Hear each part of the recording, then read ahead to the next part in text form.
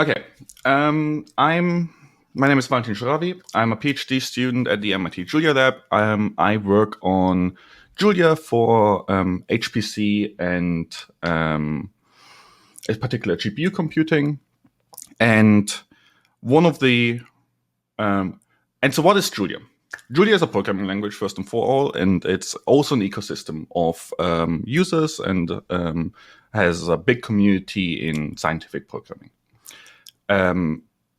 Julia is on the programming language theory level is a dynamic programming language.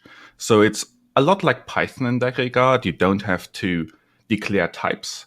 But in contrast to Python, you can reason about types. And the knowledge of types is being used by the compiler quite effectively. So is it just yet another high-level language, right? We have R, we have Python, we have Perl, we have Ruby. Why should we care? Why should we, as HPC developers, actually want to maybe explore using Julia? And what benefit do we get from it? And so it has like the hallmarks of a modern language. It has an open source permissive license, unlike other big names in the scientific computing space. It brings with it a built-in package manager. And recently I had a couple of friends tell me after they played with Julia for a little bit and then they went back to Conda and they're like, what is this mess? It is geared for interactive development. So there's a REPL and we can play around with that in a little bit. And from anybody coming from Python, it has a dynamic high-level syntax, and it tries to make programming easier. And for me, what really drew me to Julia is it made programming fun again.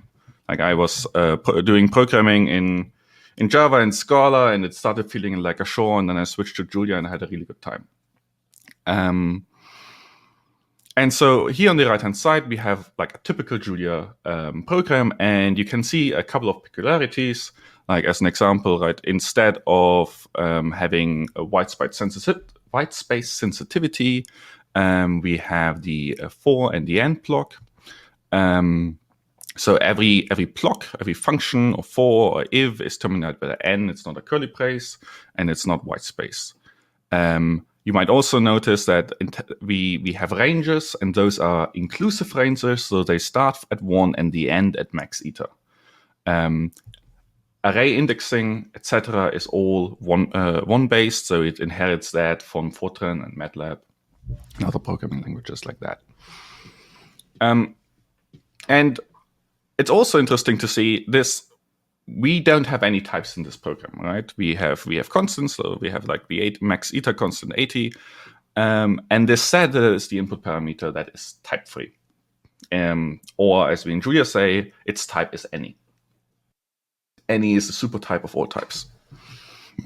But then here, this complex number that I'm passing in is actually a complex type. So it's complex float 64 because its components are based on 64 bits. And so already you notice I'm talking about types, and that is important because what we often do is we use machine types. When I say float 64, I mean what in C is referred to as double. If I say float 32, it's a float, and float 16 is a half. And so what we say, we are using the size in bits of the machine type as a reference, and then we have the family float. And so there's also int 16, int 32, int 128, int 8. To do byte addressing, and of course there's also unsigned, then there's complex, but that's about it from the inbuilt type. There are also strings and there are arrays. Everything else is user-defined types, and a big differentiating factor for me with Julia is that user-defined types and structures are as fast as a lot of the inbuilt stuff. So it offers great performance. There are things to watch out for. You don't get performance for free.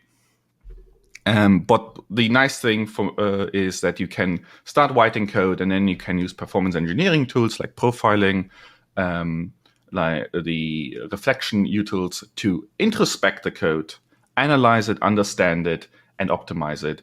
And you can expect to get very good performance out of that. I always joke and say, if you don't get within 2x of C, you can send me an email and maybe I can help you. It has an interesting form of compilation, and if you have used Java in the past, you might have heard about just-in-time compilation or JavaScript. And just-in-time compilation is when you start executing your program, you look at the behavior of your program and then you start optimizing for the behavior you see the most. So as an example, when you start your program, you might see that a variable is always being used as a float. Well, then I can let's assume that holds true. And now let's re-optimize the entire program that I'm running, or the loop that I'm running, and let's take a look at that and see what benefits I get from assuming that it's always float 64. And quite normally, the benefits can be quite huge. This is called tracing chit. And this is what most dynamic programming languages have to do, mostly because that type could change. So they have to assume it is float 64, but then once in a while an int comes along and that would fail because you had made the assumption. So you have to check your assumptions every time you call your optimized code. And sometimes you have to re-optimize, sometimes you have to de-optimize. And that becomes very complicated. And if, in contrast, what Julia does is compilation is always at the function level.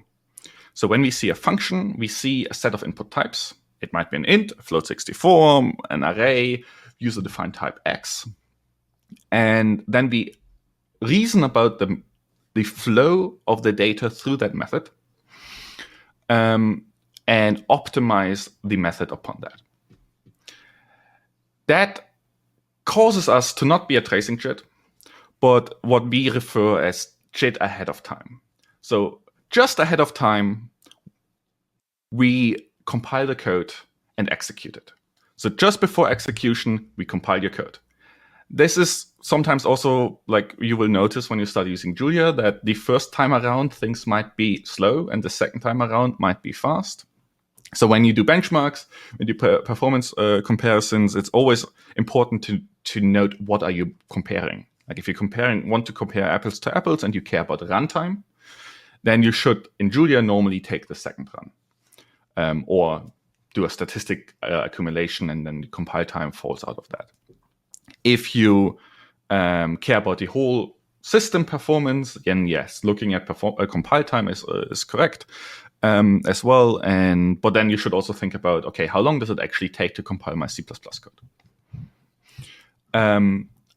Another great thing is most of Julia is written in Julia, so I can quite literally open up the repo, type in Julia, and say, well, I want to let me make this larger so that it's visible. I want to do a MapReduce, and I want to map the function x over x squared, and I want to reduce with the plus operator, and then I have some random data. And so if you MapReduce as a function, right, it does what it says on the tin. It first maps and then it reduces. So I first map the function square over the data that I generated, and I then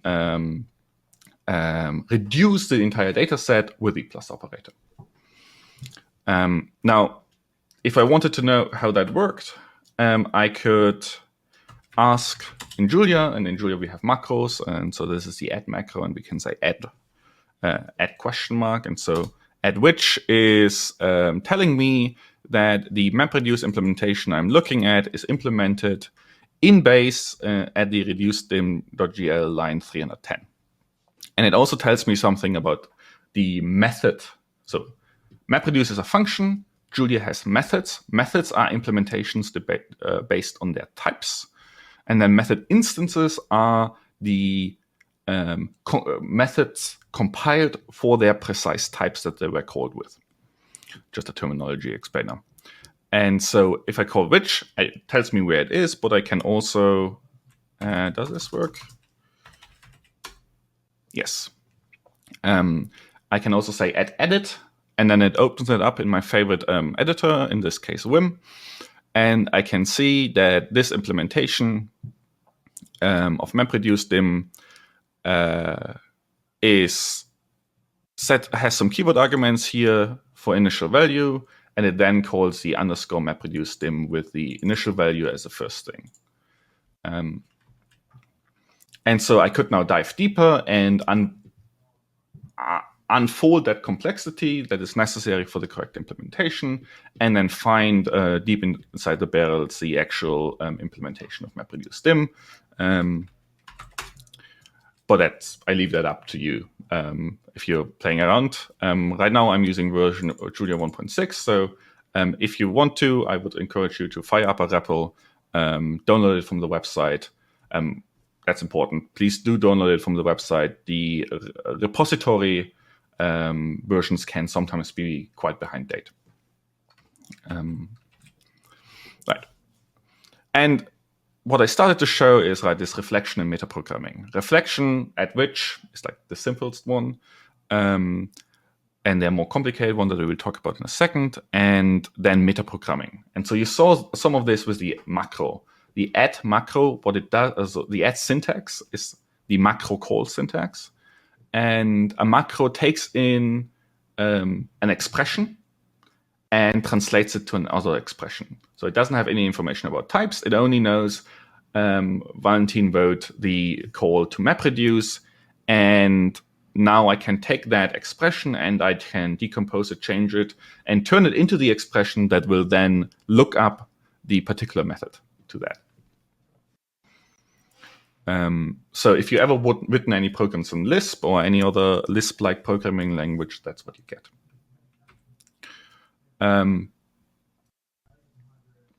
Our goals in terms of what we do at the Julia Lab is mostly that what we want to have is the code should look similar to the math. We also think that math should be very much expressible as code.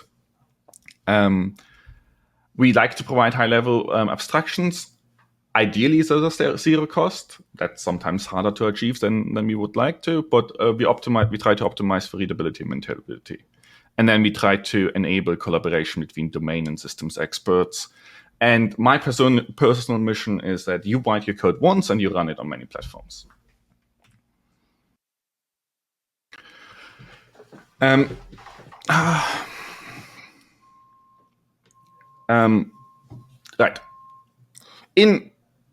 Before Julia, in some ways, like the preconceived notion, and one of those notions that I also had to overcome for myself when I started working in Julia was that if I write in a static programming language, even if I'm an expert, there are lots of hoops to jump around. So programming in static languages is sometimes cumbersome, but they are very fast to run. And in contrast, like dynamic programming languages try to make life easier, and they're fast to write, but slow to run. And the cool thing about Julia, right, is that it is a dynamic programming language, but it very carefully limits the dynamism in key places to achieve performance. So local reasoning, yes. And so one of that important thing is that we do local reasoning. And that's what I meant when I said we look at the function that you want to execute. And so in general, trust in the compiler. The compiler is your friend, but you should always verify. Like if you see performance bottlenecks, you should know the tools to be actually able to look at it and say, hey, why is this slow? And so as a performance engineer, the thing I care about is understanding a little bit of how the pipeline actually works. And so we start with Julia source code, and we lex that into tokens and pass that into an AST. And I skip over this, and if you read a compiler writer textbook, they will spend a lot of time on this topic. I always never find it important because I don't want to change the surface syntax. So the AST is the first thing that's really important. It's the abstract syntax tree. And you can modify that. You can write macros that take in an abstract syntax tree and change it. That's what expressions are. Then we take that abstract syntax tree and we lower that, we linearize it, we simplify it. Right? Compilers are all about taking high-level constructs and successively simplifying it and lowering it. That is almost always a lossy process. So there might be some knowledge at a higher stage that is no longer available at a lower stage. And that's why like most modern compilers are very much in this pipeline fashion, where you try to take as much advantage of the high-level information as you can. But in order to execute it, you need to further simplify it and to further simplify it. And on the AST, we then perform inlining. So that's the operation of seeing, hey, is this operation I'm looking at costly or not? If it's not costly, the overhead of function call might be too big, and it might be beneficial for me to actually copy and paste the implementation into the calling function.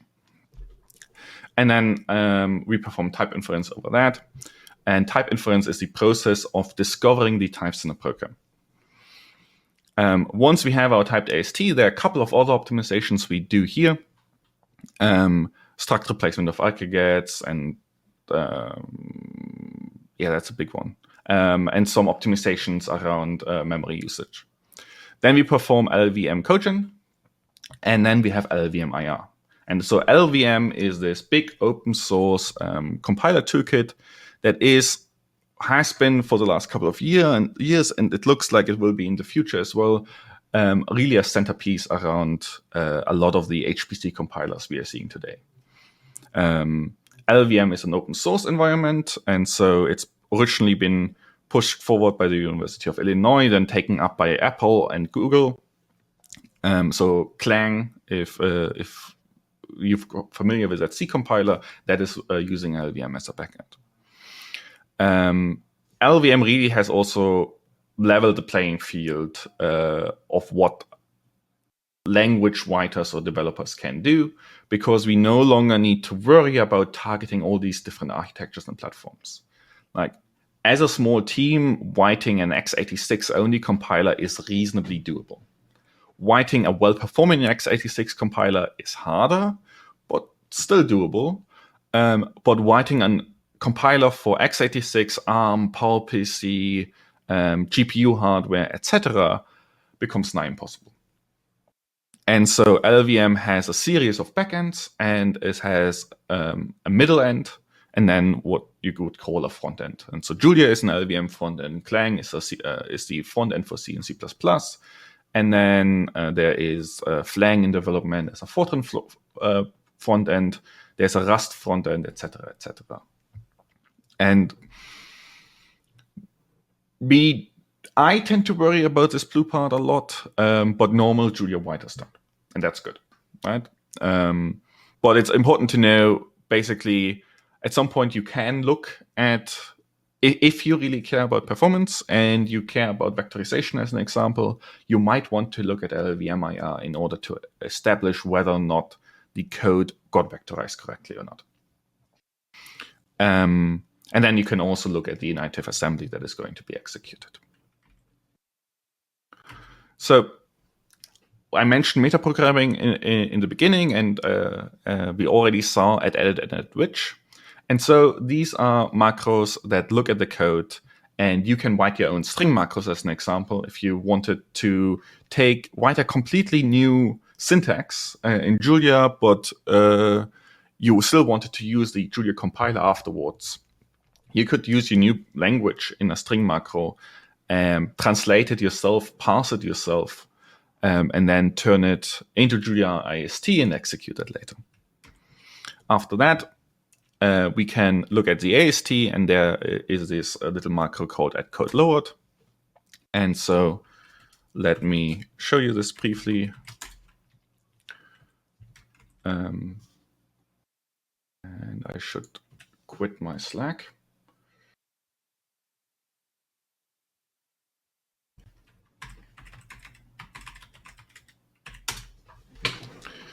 Yes, Julia also has a bash shell integration, so you can just press semicolon, and when you press semicolon, then you go into a shell, and suddenly we can look at all of the files in my home directory.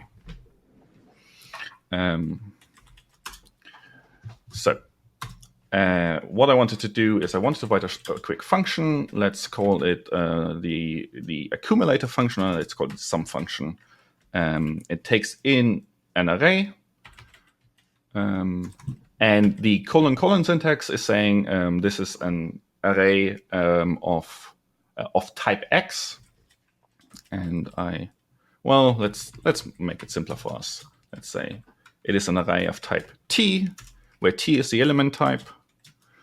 And I want to accumulate the data. And then for X in data, I want to do ACC plus equals to X. And ACC.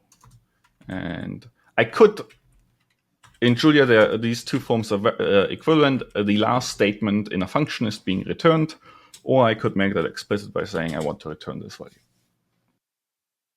So, and now if I sum this over, let's say, 10 zeros, that is not the thing I wanted to do. 10 ones, maybe that is more productive. Then I get indeed a result of 10. Fantastic. So if I wanted to look at what this does, I can use the code lowered macro to introspect my code. And I can see that I have a variable introduction here. Now I get these funny looking %2 symbols, and here on the left-hand side, you can't see my cursor, that's great. On the left-hand side here, you see this 1, 2, 3, and 4. Those are the basic blocks. And then you have goto statements, and the compiler likes goto statements. You are not allowed to write one. I mean, you can, but really please don't write goto statements. The compiler likes them because it simplifies the control flow. It removes for loops and if statements and while loops from the set of things it has to reason about, and implements them all as gotos. Well, that's also why goto statements are bad, because I don't know what your intent was when you wrote one. Did you want to implement a while loop, but you messed it up, or did you just want to implement an if statement? And so we have two different types of goto statements. We have a unconditional goto, which is the back branch. So a back branch is how you implement loops in this form. You go back up to and it says goto #2, which means it says jump to the basic block 2. And then you have a conditional goto, which says goto #4, which is the return statement. If not %13, and so 13 is the check whether or not we are done with our loop. And if that is true, if 13 is false, then if not is true, and then we will jump to 4. Otherwise, we have implicit for through, and we will just execute the next statement on the line. And so we go to 2, and so we execute the loop a couple of more times. So that's the code lowered macro, and you can really look at the Julia, right? I wrote this Julia function. What does a compiler turn it into? And that's the level then the compiler starts reasoning about things. You can modify that with macros, as I mentioned. And after we did the AST, right? Recall the previous slide, we will do IR inference. So we will look at typed IR. And there are 3 different macros here that will help you. The most important one, and the only thing I really want you to take away from all of this, is the code warn type 1. It will tell you about type instabilities. And type instabilities are something to worry about, because it might lead to more to ineffective code, because you're changing types of a variable in the middle of a program. And so if I look at code 1 type, I get a big warning. And the big warning is my method in itself is type unstable. It could return either a float or it could return an integer. How could that be? Well, if I look at my function again, I say for x in data. What happens if data is empty? If data is empty, this for loop is never executed. And so ACC is 0. And 0 is the literal for the integer 0. So if my for loop is never executed, then it might be possible that my function will return an integer value. And it's simply saying that this is indeed the problem for the ACC variable. The ACC variable is either float64 or int64. X is always known to be float64. And then it tells you that this at 3, it is a union, but it's nothing to worry about. And that this union is a funny looking union is how iteration is implemented. So we don't need to worry about that right now. So how do I fix this? Well, there are two ways of fixing it. I can just say I want the 0 of the of t. T is my element type. And now if I look at the code 1 type of this function, we can see that it's inferred that ACC in it itself is always float64. And we now don't know what it precisely is, but we know that it is going to be 0 of our static parameter. Now, I did use types here, but I didn't need to constrain it to this. I could have just left it open. And instead of doing this type syntax, I could have said L type of data. And it will give me the same result. Why is it doing that? Okay. Oh, okay. So one thing to note is you see that there are now generic functions with 2 methods. Well, we got 2 different methods because one of them is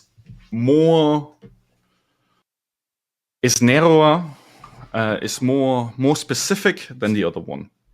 So my sum function here is about any, right? Data is any. It's the widest possible type. And my sum function up here is about a specific type. It says it's valid for all arrays of where the t is a free variable. So what happens is if I now look at methods of sum, that I now have 2 implementations. One is for the array and the other one is for data. And so, long story short, Julia is a multiple dispatch language that is a complicated word of saying we will look at the signature of a function and we will try to find the method of that signature of that function that is most applicable, most specific to that signature. So there is a subtype. And so if I ask the type of my function ones of 10, my answer is that it is a vector of float64, and that is just an alias for an array with 1 dimension. And so when I ask the question, is this a subtype of array t where t, it is true. So this subtype check is the check whether or not the function is applicable. And the alternative check would have been any. It's also an any, because any is the supertype of all things. And so the problem arises is that this relationship holds also true, right? So any is the supertype of all things. That is less specific than the array with a free type variable, which is, and the type of my variable is all of those filled in. So it's the most specific. Leftmost is the most specific here. The array is less specific, and the any is least specific. And so I select the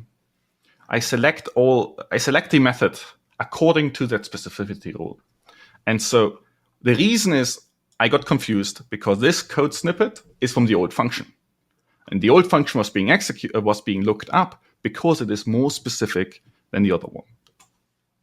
Random aside, let's restart Julia. It resets the session. We now have one method here. And if I look at the code warn type for that, I can indeed see that I now have L type of data, which the compiler inferred to be a constant of float 64. And then that information is then used and propagated through the system. Right, so the compiler can infer things like, oh, the L type of my array, which is a vector of float 64, is constantly known, and then make use of that knowledge. Are there any questions at this point?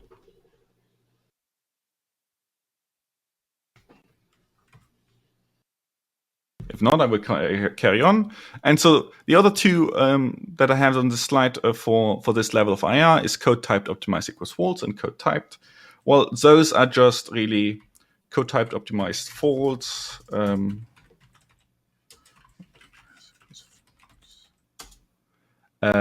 Is the same thing without the syntax, the variable output, and with a little bit more of information about what's happening under the hood. And then if I say optimize equals true, we will run the higher level optimizer over Julia. And suddenly the code size explodes, and we won't be going through this in detail, but it's a good exercise to actually sit down and read through it once. All of these base functions here, those are the intrinsics. So Julia has a set of about 140 intrinsics last time I counted. And these are the lowest level verbs you can use to tie together programs. And you see that floating point addition is called add underscore float. And then you have bitcasts, which are reinterpretations, etc., etc. And then you have these funny phi nodes, and that is going to behind the scope of what I wanted to talk about. Once we're done with typed IR, we will take this form and we will turn it into LLVM IR. And so very similar to what we just did, I can look at the code LLVM. And let me turn off debug information.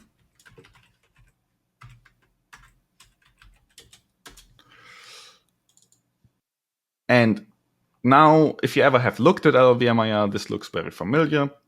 The interesting bit is that functions like base.add underscore float got directly translated to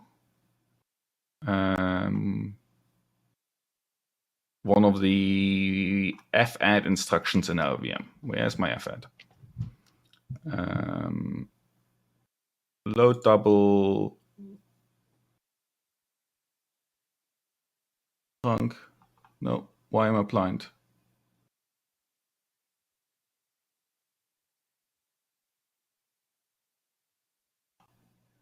Here's my fadd. Okay, the way it got expressed was complicated. And the integer operations are now suddenly just normal adds, and you have types here as well, and you see the double here is the C++ double. Now, if I run the LLVM optimizer over this code becomes a lot simpler. And I just have my fadd here, and I have an fadd here. But one of the interesting things to note is this code didn't vectorize. And let's file this away for a second. It did not vectorize. Why didn't it vectorize? And if you want to work on the level of LLVM IR, well, we have LLVM.gl and LLVM call, and you can actually co-generate your own functions. And we use this for GPU programming sometimes when we need to express things that are not mapped nicely and that are available only in the GPU backends. And we use LLVM.gl to express them and build them up and then use them as our own intrinsics that we wrote. And then lastly, there is assembly level. And so I can look at my function and I can say code native. It doesn't take any of these of my function. And I can now look at the x86 assembly that is being emitted for my for loop. And this is one of like the really surprisingly powerful features that I enjoy about Julia is this ability to go up and down my stack and without having to wade through the decompilation of a gigantic binary. I can really just look at the snippet, the code under observation that I care about. Now, I mentioned in the beginning, it didn't vectorize. Well, why didn't it vectorize? If you know anything about floating point arithmetic, you know that it is not associative, and so I cannot reorder it arbitrarily. Reordering will change the results. And so I need to give the compiler the permission to do so. And in Julia, there is the @SIMD macro, which says, I would like this. I know that this loop has a floating point reduction chain that is not optimizable normally. I would like you to relax on that reduction chain the guarantees of floating point mathematics and arithmetic and optimize it nonetheless. So with the @SIMD statement, if I look at the code LLVM, it got a lot larger again, but I can now see that it's operating over these 4x double vectors. And so what it's actually doing here is vectorizing by a factor of 4, and it's unrolling by a factor of 4. So in one loop iteration, it is operating over 16 elements at once. And therefore, it is saturating my CPU quite nicely. So that's one thing to check, right? So the reason why did I talk about this for HPC is because if I am writing an HPC program and I know that most of my time is being spent in this kernel and I think it should be able to vectorize it, it's important to be able to check.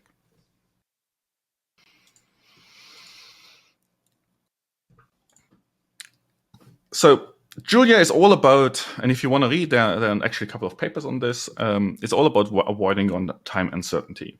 So we have this type system, we use inference, we have multiple dispatch, we heavily use specialization and JIT compilation, right? We touch on these topics. So we're going to skip them from now. It's all of the things, or maybe we talked about multiple dispatch. Specialization really is just that I look at the input variables of my function and I specialize my functions on those input variables. And then just-in-time compilation is I can optimize for the particular architecture I'm running on. That's really nice, right? So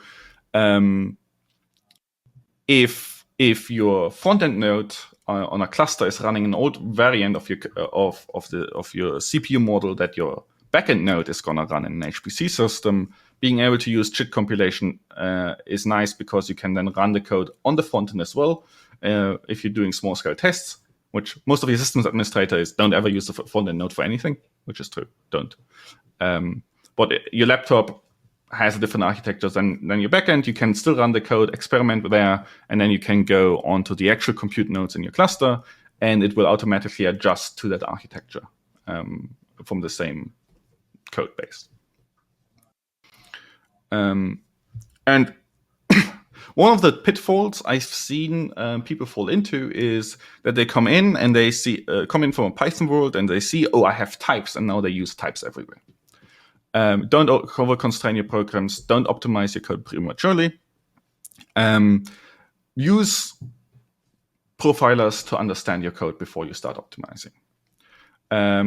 Types are great. You can use them for dispatch, select optimized implementations. There's profiling tools, benchmarking tools. You want to think about memory allocations patterns. You want to focus on your hot loops, and you want to write as generic code as possible. And that's actually very powerful because, as an example, if you want to take the derivative of your model, if you over-constrain your programs, that's going to be hard. But if you wrote a general code that takes in any possible number type, you can just use forward mode differentiation to get the derivative of your program. Right, so why not over-constrain your signatures? Right, there are Julia packages that add additional semantics to the number types. So measurements.gl, unit full, let's computer check your units. Measurements says, oh, I'm uncertain about my measurement. I had a measurement error. I want to check rigorously what that measurement error might cause as an error in the output of my function. How much does it propagate? And forward diff is a function that gives you the derivative of a function with respect to an input. And so if I wrote my function f and I overconstrain and said, well, it is only allowed to work over t, where t is a float 64, then forward diff will be sad because it cannot add its modified numerical type through your code. And despite sine of t and the square 1 over half actually being well understood and well, like it works for all possible number types.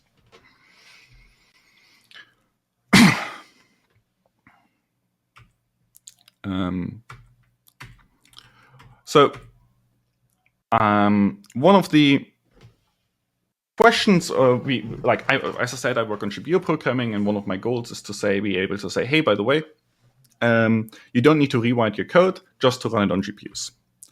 And so this was a user post from a couple of years almost back now, and they were wondering, so I have this machine learning model, essentially, and I defined how to calculate the loss. Here's how I get my gradient with respect to W and B, and this is my training loop.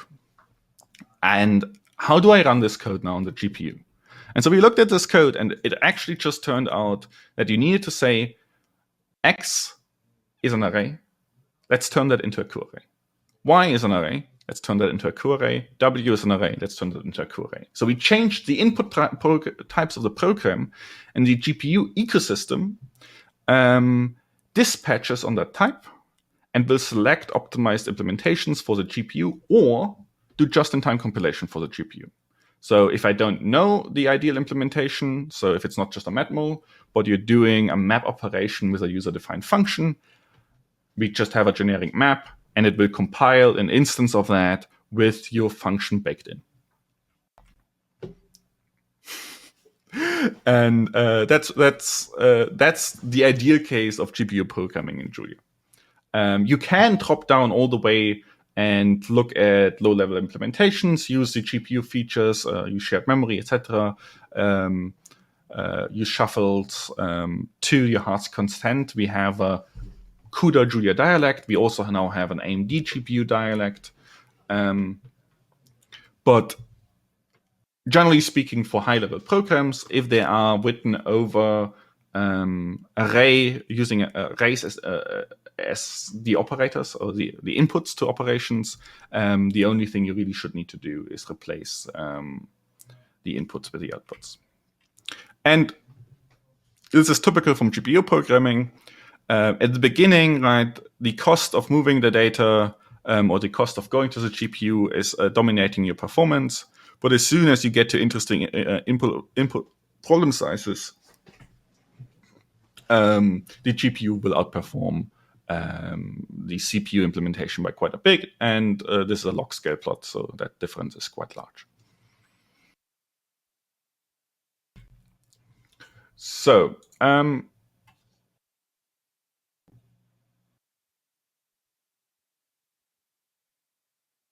guys, why? Okay. Okay, this is the end of the slides at this point. I think at this point I talked for 45 minutes. So as a side note, if you go to community, julialane.org, and you go to the community tab here, you see these public events, and there are two events that I want to highlight. The first one is we have a bi-weekly Julia GPU office hours, and so we invite the community to come share their experiences with us, talk to us about how they're using Julia GPU. And then we have a monthly call on the last Tuesday of every month at 2 p.m. Eastern, so it's a little bit late for the Europeans.